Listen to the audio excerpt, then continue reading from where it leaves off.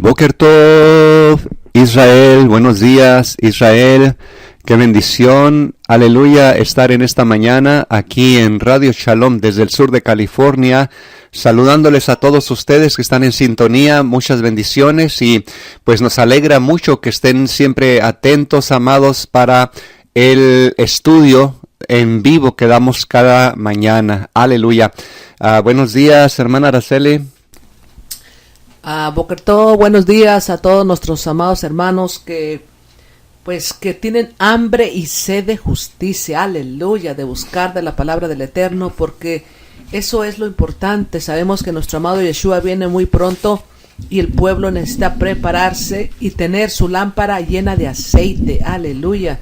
Así es que sigamos adelante buscando del Eterno, porque pronto, muy pronto, tendremos algo hermosísimo cuando nuestro amado Yeshua aparezca y nos encuentre esperándolo. Aleluya.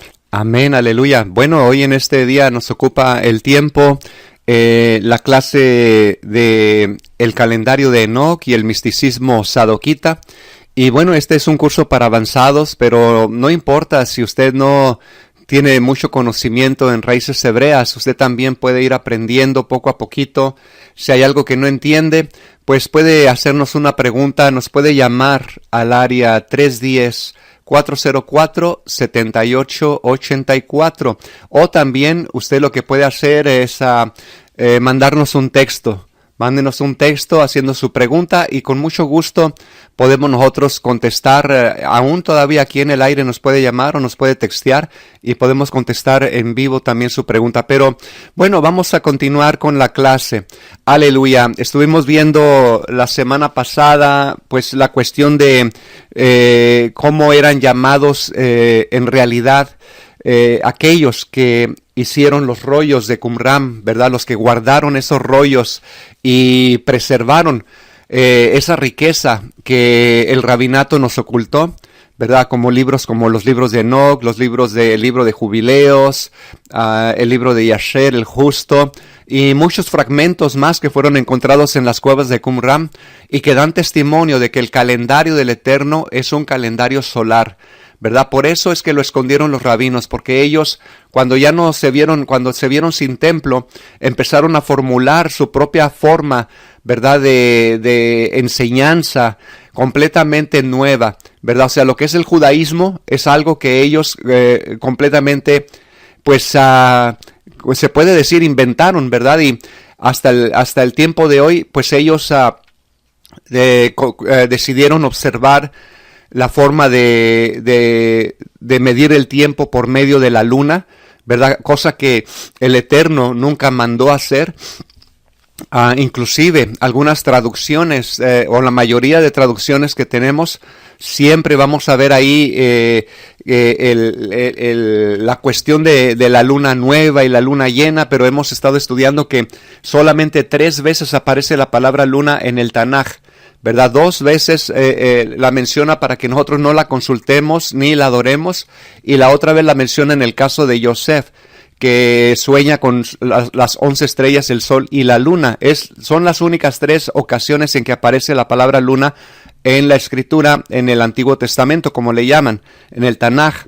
Muy bien, pero hoy vamos precisamente a seguir estudiando todas estas cuestiones, especialmente lo que nos habla una profesora llamada Rachel Elliott de la Universidad de Jerusalén. Es una de las mentes más lúcidas, más respetadas, que ahora está sacando a la luz todas estas. Bueno, ya tiene tiempo que lo sacó, pero el problema es de que pues mucha gente no le ha llegado este material, y ya ve que hay tantas cuestiones ahorita con la gente de que están diciendo de que son libros apócrifos, libros falsos. Ya explicamos nosotros la palabra apócrifo, ¿verdad? La vez pasada estuvimos viendo que la palabra apócrifo no necesariamente quiere decir libro falso, sino que está oculto o que está reservado solamente para los electos, para aquellos que han sido escogidos. Entonces ya cambia la percepción de la palabra, correcto, de apócrifo. Ya no pensamos que son falsos, sino todo lo contrario. están reservados solamente para aquellos que realmente están buscando la verdad. Entonces, hoy vamos a desarrollar un poquito más sobre la Merkabah.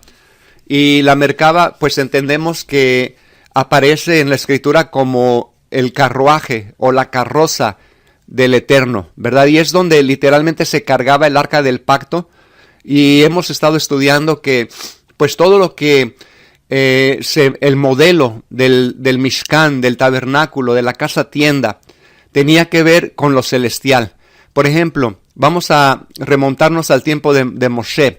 A Moshe se le dio completamente las direcciones, el plano, ¿verdad?, de cómo él debería de hacer el Mishkan en el desierto, el tabernáculo en el desierto. Se le dieron todas las medidas exactas. Entonces lo que Moshe hizo acá abajo en la tierra era una copia de lo que había en el cielo.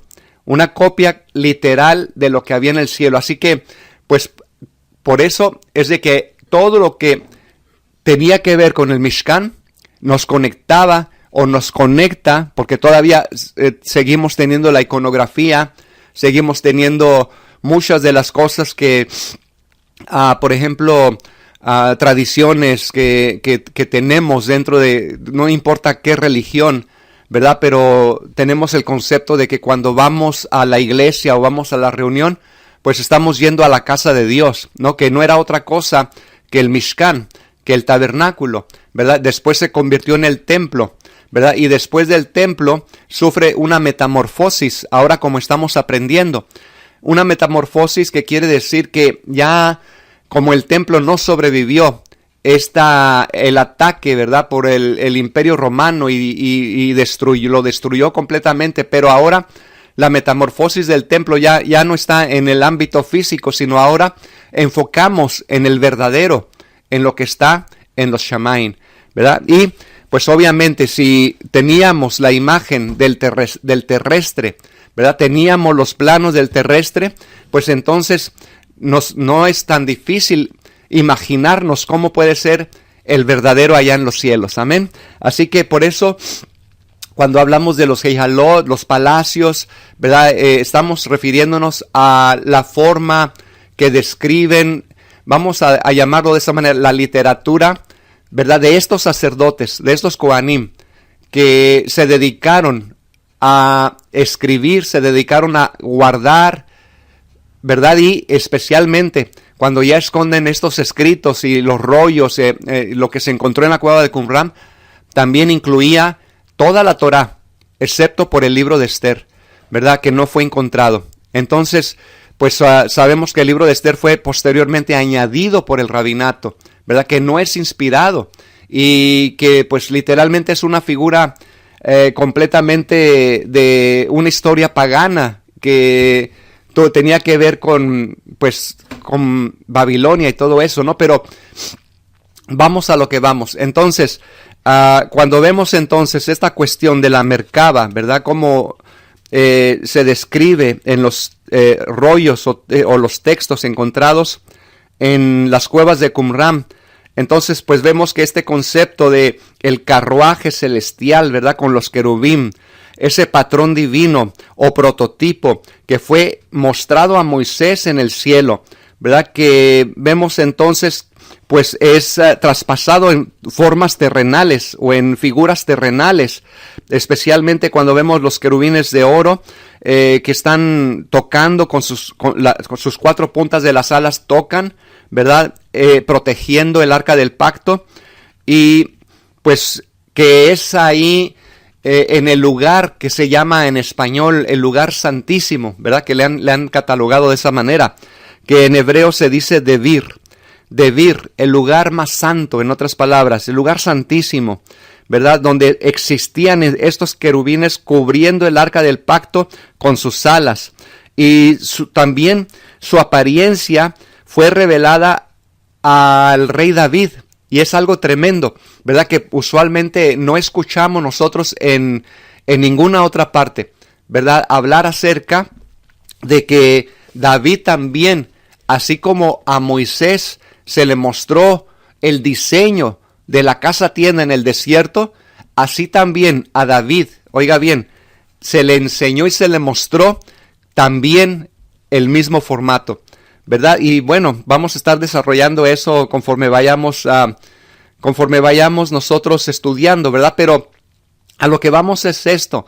Entonces, pues obviamente el patrón divino del carruaje, ¿verdad? Donde era transportado el arca del pacto y que se encontraba en el lugar más santo, santísimo, ¿verdad? Entonces, pues prefiguraba el trono del Eterno allá en los cielos, ¿verdad? Pero como el templo no, como dije antes, no sobrevivió la destrucción, ¿verdad? En el tiempo de antes, cuando fue derribado, pues entonces este templo quedó en la memoria de una manera mística, vamos a llamarlo de esa forma, ¿verdad? Que cuando nosotros pensamos ya en el templo, y esto fue literalmente lo que Yeshua vino a hacer, a restaurar el formato del templo, ¿verdad? Por ejemplo, se nos habla de que pues quieren volver a construir el tercer templo, pero no son aquellos que no conocieron a Yeshua o aquellos que no entienden lo que Yeshua hizo con nosotros como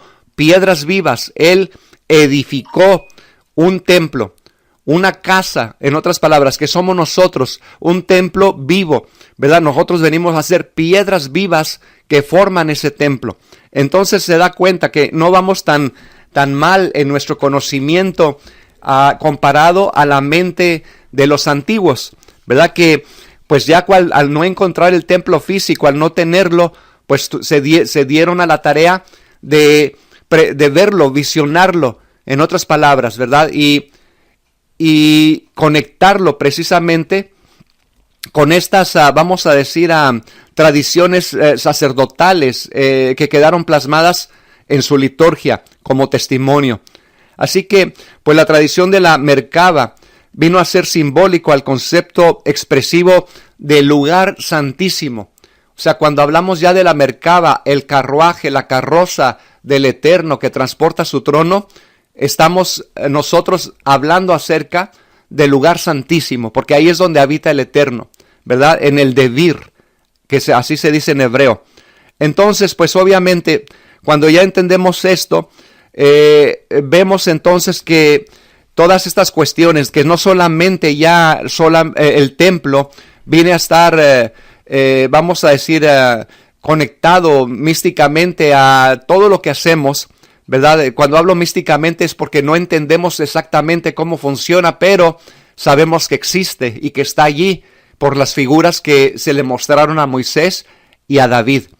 ¿Se da cuenta? Entonces, cuando hablamos de esto del templo, también podemos ver entonces la literatura que habla acerca de los palacios celestiales, que habla acerca del Devir, del lugar santísimo, que habla acerca de la actividad de los ángeles, ¿verdad? Que ya podemos decir nosotros que no estamos muy lejos de la forma en que los antiguos, ¿verdad? Comenzaron a tener esa relación con el Eterno, pues, así como nosotros en la actualidad, que consideramos que el lugar de reunión es parecido a lo que es el Mishkan en el tabernáculo, el templo de Salomón, ¿verdad? Que podemos venir a traer ahí nuestras ofrendas, a alabar al Eterno. Inclusive está la expresión esa de que pásale al altar, ¿verdad? Aunque no es exactamente correcto hacerlo de esa manera, pero a lo que voy es esto, no está lejos de la realidad, ¿verdad? De cómo literalmente el sacerdocio, al no encontrarse con templo, tuvo que seguir realizando, por ejemplo, ya buscando, contando, ¿verdad? De fiesta en fiesta, de principio de año, de fiesta en fiesta, de Rosh Hodesh a Rosh Hodesh, de Shabbat en Shabbat, para literalmente, como dije antes, con una cuenta de un orden divino, ¿verdad? Escogiendo el lugar sagrado, ¿verdad? Entonces se podía realizar, ¿verdad? En un tiempo que es sagrado, con un conteo sagrado, o sea, literalmente creyendo que es lo que el Eterno nos ha mandado a hacer, ¿verdad? Porque Él nos manda y demanda observar las fiestas, las festividades. Entonces es una cuenta divina, un orden divino el que estamos llevando. Entonces es una cuenta de orden divino, o sea, un horario sagrado que escogemos, un lugar sagrado para realizar un servicio sagrado. Hermana Araceli. Amén, aleluya. Y es lo mismo que pasa cuando se le tiene que volver a enseñar al pueblo lo que antiguamente se había dado. Inclusive vemos que el Eterno sacó al pueblo de Israel, ya se le había dicho que lo iba a sacar de Egipto. Sin embargo, el pueblo no lo estaba esperando. Es lo que pasa en los días de hoy. El pueblo no está esperando a nuestro amado Yeshua, ni quiere volver a los mandamientos del Eterno. Y es lo que pasaba con el pueblo en Israel cuando se les ordena, Moisés les ordena a ellos que no estaban guardando el Shabbat. Entonces vemos que cuando el pueblo quiso guardar el Shabbat, pues los egipcios no estuvieron de acuerdo, porque lo vemos en Éxodo 5:4, donde dice: ¿por qué hacéis cesar al pueblo de su obra? Idos a vuestros cargos. O sea que ellos ya querían guardar el Shabbat y no los dejaban guardar el Shabbat. Ya ve que después de eso dijo también a Faraón: he aquí el pueblo de la tierra es ahora mucho y vosotros los hacéis cesar de sus cargos. O sea que ellos no estaban guardando el Shabbat. Y cuando el Eterno los sacó de ahí, lo primero que les dio fue el maná, una señal también para hacerlos entender, porque el último día, en Eresh Shabbat, les daba doble porción, porque el Shabbat no iba a ser derramado. Entonces, señales por señales, el Eterno les mostraba los días como Él quería. Mucho antes de darles la Torá, ya le estaba dando el maná y les enseñó a guardar el Shabbat, como a todos nosotros nos ha ordenado guardar su Shabbat, ir conociendo sus raíces, lo antiguo, lo que verdaderamente es del Padre. Pero vemos la situación aquí, que mucho pueblo prefiere quedarse con sus costumbres que han tenido por sus generaciones, que servir y obedecer los mandamientos de nuestro Padre Eterno. Aleluya. Lamentablemente así es. Pero bueno, proseguimos con esta cuestión.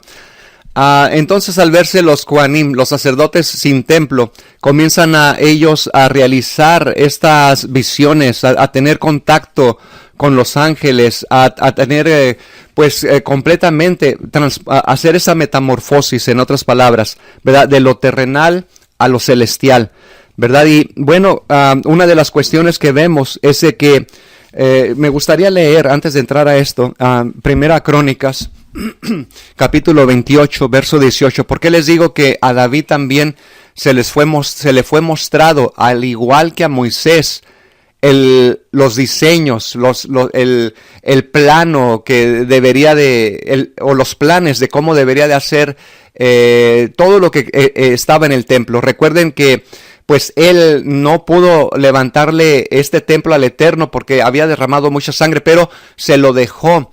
Aquí lo que les voy a leer son instrucciones que él le dejó a su hijo Salomón para que él se encargara de esto. Ahora, cuando él está hablando de todas estas cosas que va a necesitar, aquí en Primera Crónicas 28, 18 dice: y oro acrisolado por peso para el altar del incienso, y oro para el diseño del carro. ¿Cuál carro? La mercaba, ¿verdad? El carruaje o la carroza del Eterno que transporta, vamos a decir que ahora se mira de esa manera, ¿no? Pero que era literalmente el carro donde transportaban el arca del pacto, y en el arca del pacto, arriba del propiciatorio, ¿qué sucedía? Se manifestaba la Shekinah, la gloria del Eterno. Así que cuando ya no existe eso en el plano físico, ahora pues hay que visualizarlo espiritualmente. Pero acá le está diciendo al hijo que haga el diseño del carruaje, ¿verdad? De oro, es decir, también de los querubines que extendían sus alas y cubrían el arca del pacto de Jehová. Fíjese lo que dice el verso 19. Todo esto, dijo David, me fue trazado, oiga bien, por mano de Jehová, haciéndome entender todos los detalles del diseño. ¿Se da cuenta? Igual que a Moisés, David se le fue mostrado, le fue trazado por la mano de Jehová, que hiciera todas estas cosas que ahora nosotros conocemos como el tabernáculo, el Mishkan, el templo y todo aquello que conlleva o incluye el servicio del templo. Por ejemplo, todo lo que es las cortinas, las paredes, o el arca del pacto, el altar del incienso, el altar de sacrificio. Todo esto ya lleva una representación, una metamorfosis de lo terrenal a lo espiritual. ¿Se da cuenta? Entonces aquí nos damos cuenta que a David le fue mostrado todas estas cuestiones, y literalmente se puede decir que fue llevado, pues así como Moshe fue llevado al cielo, también David fue llevado al cielo, ¿verdad? Ahora no lo encontramos así en la escritura, pero aquí lo está diciendo, todo esto me fue trazado por mano de Jehová y me hizo entender todos los detalles del diseño. O sea, en otras palabras, se lo llevó en visiones, o yo no sé cómo lo hizo, pero lo hizo el Eterno y le mostró allá arriba cómo estaba todo en los cielos, igual que a Moisés. ¿Cómo la ve? Tremendo, ¿no? Ahora, ¿qué fue entonces? ¿Por qué fue David tan conocido en el ámbito musical? Porque, pues literalmente, él pudo llegar, como vuelvo a repetir, a estos compartimientos, ¿verdad? Los 7 cielos que llaman ahora en la mente hebrea. Y luego, después de esta clase, vamos a estar hablando, en un par de clases más, vamos a estar hablando acerca de por qué 7, ¿verdad? ¿Por qué tantos 7? Los 7 ojos, los 7 espíritus de Dios, las 7 iglesias y todo esto, los 7 cielos. Vamos a estar desarrollando eso más adelante, pero por ahorita vamos a ver cuáles son los 7 cielos. Primero está Vilón, que es el nombre que la Torá nos da para definir nuestra atmósfera, que rodea la tierra, donde entramos en el cielo de noche y de día. Isaías 40:22. O sea, Vilón se llama, ¿verdad? Que es para definir nuestra atmósfera. Luego está Raquía, que es el nombre de la expansión que el Eterno pone o tiene las aguas de arriba, ¿verdad? Entonces esta expansión tiene un, vamos a decir, límite para el ser humano en tiempo y espacio, ¿verdad? Pues ya que como al menos nosotros que sabemos que no podemos atravesar esta capa, ¿verdad? Yo sé que la ciencia dice otra cosa, pero pues es un firmamento, por eso recibe el nombre de firmamento, porque está firme. Pues es lo que es la raquía, una cobertura, ¿verdad? Una domo, si lo puede llamar de esa manera, sobre la tierra, la planicie tierra. Luego tenemos el Shehakim, que es el tercer cielo, ¿verdad? Y el lugar de la manifestación donde el Eterno, ¿verdad? Envía o deja caer el maná. Aquí es donde se fabrica pues el alimento de los ángeles. Luego tenemos Sebul, donde está la nueva Jerusalén, ¿verdad? Según Isaías 63:15 y Revelación 21:2. Luego tenemos Maón, que es donde también mucho, inclusive la tradición cree que allí fue llevado David. ¿Por qué? Porque es el lugar donde habitan los ángeles y es el lugar donde se crea la música, ¿verdad? Y usted sabe que David recibió una tremenda revelación en cuanto a componer salmos y cánticos, ¿verdad? Espirituales. Entonces, pues obviamente, ¿de dónde sabía tocar el pastorcito de ovejas un instrumento, ¿verdad? Como lo hacía tan perfectamente para calmar el espíritu malo que había en Saúl. Pues de Maón, precisamente, de este compartimiento donde él recibió no solamente la revelación del Mishkan, ¿verdad? De cómo debería de hacer el templo ahora, sino que al menos cuando él se lo encargó a Salomón su hijo, pero también él lo había mirado con sus propios ojos. Muy bien, el sexto cielo es Mahón, que es donde literalmente salen los poderes del Eterno. Luego viene el último, que es el Arabot, donde está el trono de el Padre, ¿verdad? La luz inaccesible, donde dice el Salmo 68:4, él cabalga sobre Arabot. Se da cuenta sobre este cielo. Aleluya. Bueno, es algo interesante. Entonces vemos que todas estas cuestiones, ¿por qué comenzamos a ver entonces la metamorfosis, ¿verdad? De estos Kohanim, que comienzan ellos ya, como ya no hay templo físico, comienzan ellos a darle una posición, vamos a decir, un prototipo o un patrón divino a esta Merkaba, ¿verdad? O sea, vamos a decir, cuestión visionaria que repetidamente hacía énfasis en 4 en 4 caras o en 4 lados, de 4 lados o 4 puntos cardinales, ¿verdad? Comienzan ellos a elaborar, vamos a decir, por falta ya de un lugar físico de 4 paredes, o vamos a llamarlo de esta manera, como ya no pueden ellos seguir con practicando el sacerdocio, porque acuérdese que no solamente era una cuestión de orar por la gente o de ofrecer los sacrificios, sino tenían también ellos en su mano la responsabilidad de instruir al pueblo, ¿verdad? De llevar un conteo perfecto, porque como repetimos, en ese conteo tenía mucho que ver también esa cuestión de, pues, de que si fallaban por un segundo, o que si fallaban por un minuto o por un día, pues literalmente la cuestión allí no iba a ser kadosh, no iba a ser santa, porque no lo estaban haciendo de acorde al tiempo correcto, al tiempo sagrado. O sea, todo esto, por eso tan importante la cuestión de contar, ¿verdad? Al menos en la mente hebrea, la forma antigua que los sacerdotes tenían era que el conteo era algo que los unía directamente a lo celestial. Amén, hermana Araceli. Amén. Y eso es lo que es, de que cuando vamos aprendiendo lo que el Eterno nos ha enseñado, no quiere decir que antiguamente fue fácil para ellos. Es la misma situación en estos tiempos, así como al pueblo le está costando aprender lo verdadero, así igual le estaba pasando al pueblo de Israel. Entonces, por eso es bueno poner atención a todas estas enseñanzas, porque es lo que el pueblo de Israel, por el cual el verdadero pueblo de Israel, el que amaba al Eterno, el remanente, caminaba día a día. Y es como el Eterno quiere que en estos días, en estos tiempos, nosotros, su pueblo, los que lo amamos con todo nuestro corazón, con toda nuestra alma, caminemos de una forma como lo caminaron nuestros antepasados, el verdadero pueblo que amaba al Eterno. Aleluya. Entonces, pues, como estaba diciendo, los Kohanim comienzan ellos a trabajar en una forma o en una manera, no sé si la palabra es correcta, cronotópica. En inglés es chronotopic. No sé si en español sea lo mismo, cronotópico, pero se refiere a que van incluidos su forma de servicio en una dimensión de tiempo y una dimensión de espacio. O sea, el lugar, o sea, el tiempo y el lugar es muy esencial, ¿verdad? Tener el tiempo correcto, en otras palabras, y el lugar correcto para realizar un culto correcto. ¿Cronotópico incompetente?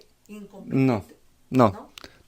Es cronotópico, tiene que ver con cronos, que es literalmente el tiempo, y topic, el lugar, ¿verdad? El lugar. Entonces, luego a ver si les busco la palabra en español, pero tiene que ver con tiempo y lugar. En otras palabras, si ellos tienen el tiempo correcto y el lugar correcto, entonces el resultado va a ser el culto perfecto, santo, ¿verdad? Hay una expresión que vemos en el libro de Jubileos, donde dice que si el pueblo de Israel no guarda el calendario de 364 días que lleva, vamos a decir, un conteo perfecto del año, porque en este calendario, por eso se llama el calendario perpetuo sacerdotal, porque no necesita cambios, no necesita añadirle un mes al final, ¿verdad? Porque ya estamos observando la luna se retrasa, y entonces al final del año, en años feriados, tenemos que añadir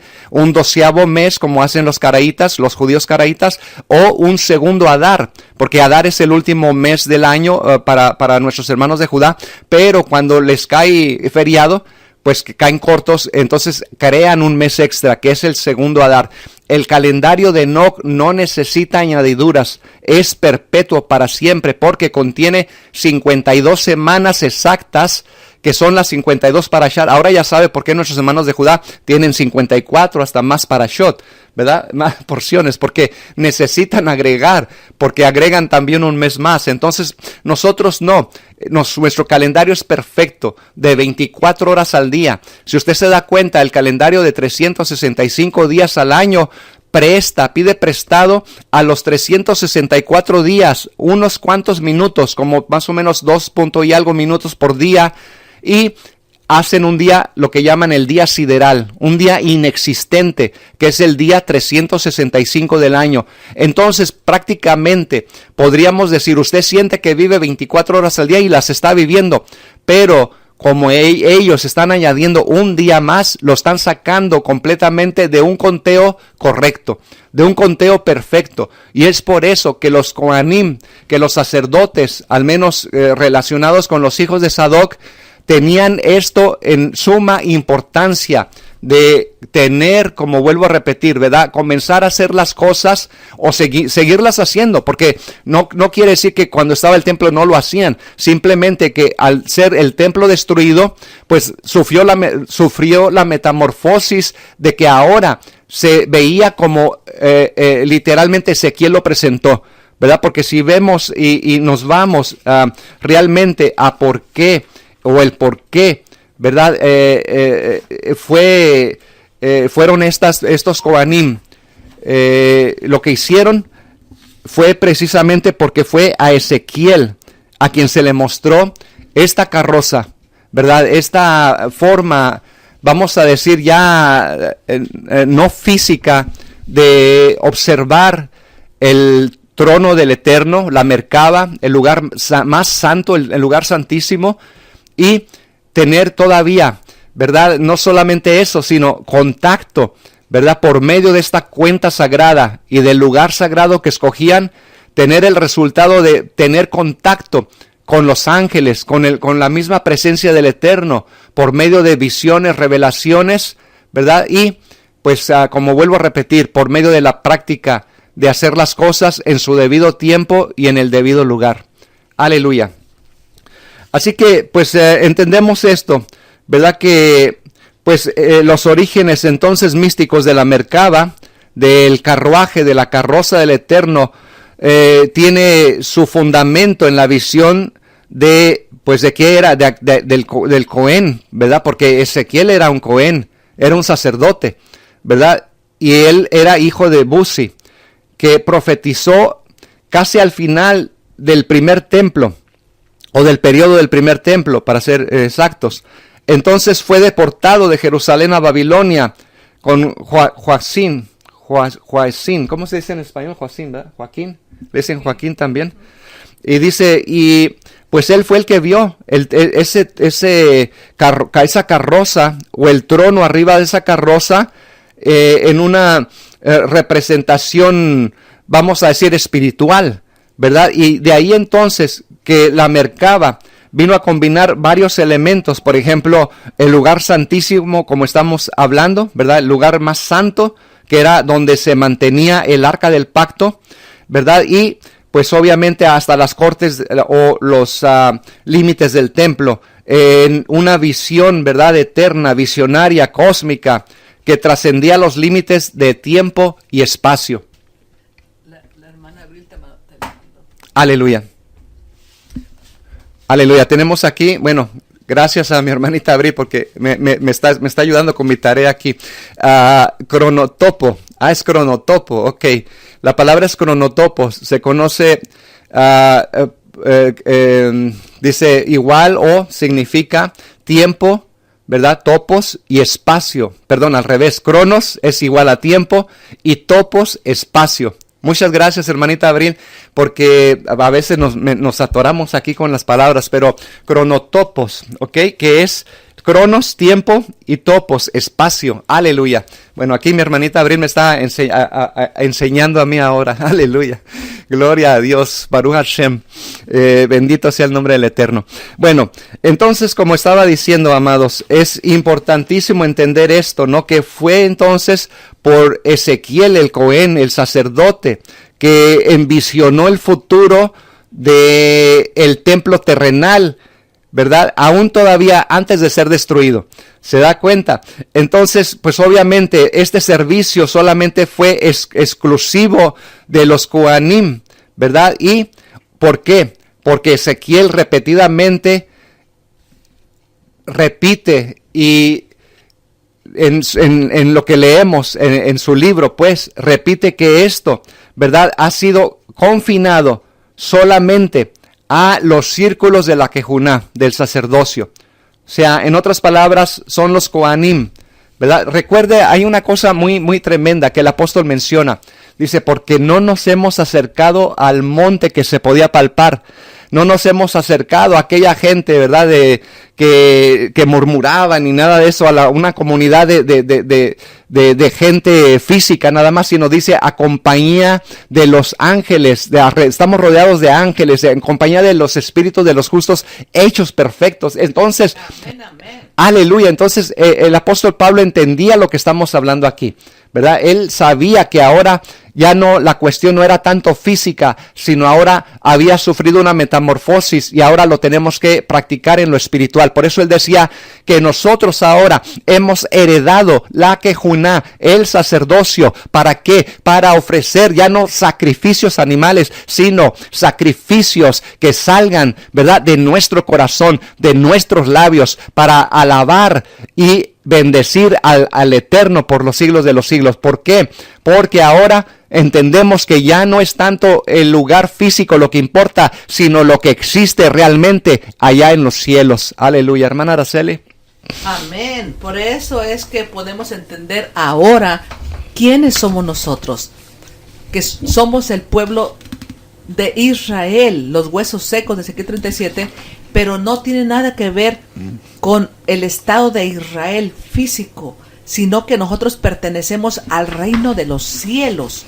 Por eso nuestro amado Yeshua siempre dijo, mi reino no es parte de este mundo, es en el mundo venidero, donde está, ahorita sabemos que donde se encuentra, conforme a lo que el apóstol Pablo, él miró, en dónde está la Nueva Jerusalén, en dónde está el Gan Edén, el Jardín del Edén. Entonces allí es donde a nosotros pertenecemos, a esa Nueva Jerusalén, a ese lugar hermoso que el Padre ha preparado para sus hijos, para todos aquellos que le servimos. Ahora sabemos que descenderá de los cielos. Entonces eso es lo que esperamos, la transformación completa que se haga, la renovación que se va a hacer a este mundo tiene que pasar. Este formato en el cual vivimos va a pasar. Y cuando esto pase, vendrá lo perfecto a lo cual nosotros pertenecemos. Por eso tenemos que ser transformados. Por eso este cuerpo recibirá esa transformación a un cuerpo espiritual y los muertos resucitarán también a un cuerpo espiritual. Entonces eso es lo importante, cuando todos tengamos esa transformación, porque vamos a entrar a un nuevo tiempo. Así como decimos, esto ya se terminó, entra esto otro, es lo mismo. El Padre va a quitar este mundo de la prueba y vendrá lo perfecto. Por eso es importante aprender de lo que está ahí arriba. Moisés lo enseñó, el rey David lo enseñó, todos los antiguos lo enseñaron, los Shelihim, los apóstoles lo enseñaron. Entonces, esforcémonos por aprender de las maravillas que el Padre nos tiene, que nos ha tenido a sus justos, a sus hijos. Aleluya. Bueno, ya estamos para terminar. Nos pasamos un poquito de tiempo, pero lo vamos a dejar para la próxima semana. No sin antes recordarles, ¿verdad? Que entonces lo que estamos hablando aquí, que literalmente al momento de que comienzan a haber las disensiones concerniendo la santidad del tiempo, del lugar, ¿verdad? Porque ya no había templo. Entonces los fariseos de aquel tiempo, lo que llamamos ahora el rabinato, ¿verdad? Empezaron a hacer lo propio, lo suyo. Comenzaron ya a dejar, ya no necesitamos estas visiones angelicales, ya no necesitamos estas revelaciones, ya no hay templo. Ahora vamos a irnos por la lógica, por la manera de interpretar propia, ¿verdad? Lo que llaman ahora su halajá, sus reglas de conducta, su tradición y todo eso, ¿verdad? Que es completamente algo inventado por ellos. Entonces hubo esta división entre los hijos de Sadoc y estas personas, ¿no? ¿Por qué? Porque había disputas acerca de cuándo se debe de celebrar el Shabbat, de cuándo iban a ser los festivales, sobre el calendario, ¿verdad? Sobre el culto que debería de hacerse, cómo debería de hacerse. Ahora, de ahí en adelante, ya los rabinos, como no hay templo, dijo, ya no vamos a recibir revelaciones angelicales, ni que vamos a creer en milagros, ni nada por el estilo. Entonces, por eso usted ve que ahora, ¿verdad? Pues lo que es el judaísmo. Luego vemos entonces también la transformación, la metamorfosis que comienza los sadoquitas, los hijos de Sadoc, a ministrar en su mente, vamos a decirlo de esta manera, con sus ojos de su mente, ¿verdad? Con sus ojos espirituales, por decirlo así, ¿verdad? Juntamente con su contraparte angelical. O sea, en otras palabras, lo que el sacerdote estaba haciendo según los sadoquitas o ellos mismos, teniendo contacto con lo celestial, teniendo contacto ahora más cercano, ya no en el plano físico, sino ahora en el plano espiritual. En los shamayim, en otras palabras, ministrando. Cuando el sacerdote ministra, entonces está ministrando juntamente con su contraparte en el cielo angelical. O sea, un ángel está también haciendo lo mismo que el sacerdote acá abajo. Aleluya. Si el Cohen alaba, el ángel también alaba. Amén, amén. Es lo mismo. O sea que cuando nosotros estamos sirviendo al Eterno, estamos bajando el cielo a la tierra. O sea que estamos, por eso en Shabbat es lo que es. Es una unión del cielo con la tierra. Por eso la importancia de guardar el Shabbat, de reconocer que el templo está arriba y nuestro amado Yeshua es el Cohen Gadol. O sea, que es algo sagrado, es algo que no podemos estar, tenemos que tener esa reverencia a lo que el Padre nos ha dado. ¿Por qué?